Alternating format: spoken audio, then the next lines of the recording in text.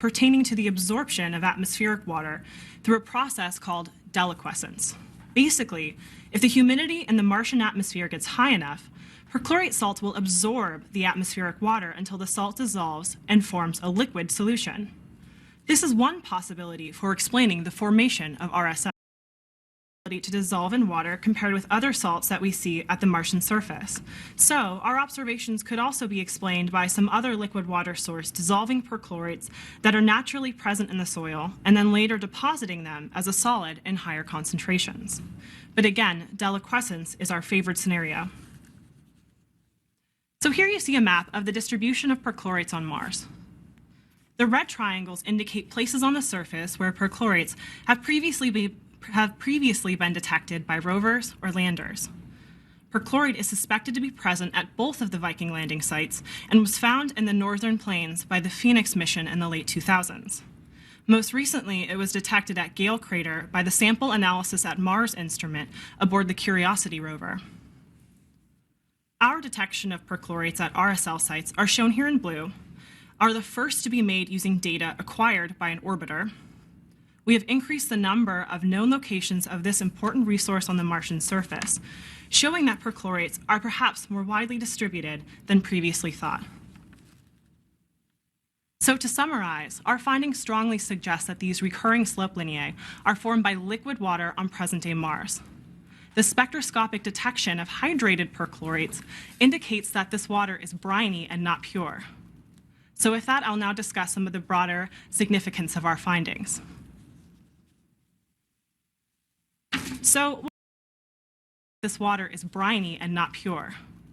So with that, I'll now discuss some of the broader significance of our findings. So water, as I'm sure many of you have heard us say on multiple occasions, is an essential ingredient for life. Our results may point to more habitable conditions on the near surface of Mars than previously thought. Here, potential habitability by Earth-like microbes is unclear. To assess habitability, we would first need to determine how cold and how concentrated the brine is. But the detection that we've described warrants further astrobiological characterization and exploration of these unique regions on Mars. Finally, water may be an important resource for future human explorers and inhabitants of Mars, and may decrease the cost and increase the resilience of human activity on the red planet. Looking forward, it is imperative for us to further understand the source of these water for these features, as well as the amount. And with that, I'll turn it back over to you, Dwayne, at NASA headquarters. Thank you, Mary Beth. Okay, ladies and gentlemen, we now will transition to our question and answer. We have a lot of media, not only here in Washington, but on the phone lines, and we want to get to social media. So I'm going to ask you wait for the mic. Please limit your question to one. We'll try to get to as many questions. Our participants will be here following the press conference, but we have a gentleman here, if we can get a mic here. And your name and affiliation, please. I'm Chip Reed with CBS News, and I'd like to try to pin you down. Given all this new evidence, how likely do you think it is, a 1 to 10 point scale or whatever you choose, that today there is some form of life on Mars? Okay, I guess everybody's looking at me, so I'll give you my feeling.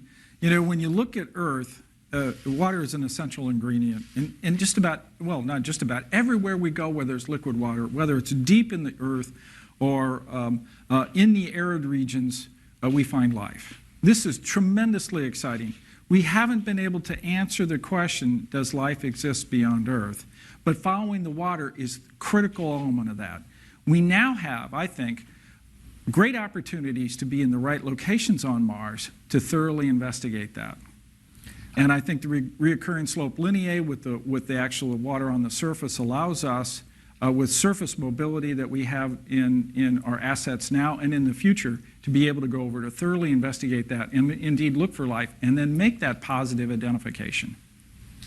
And, oh, good.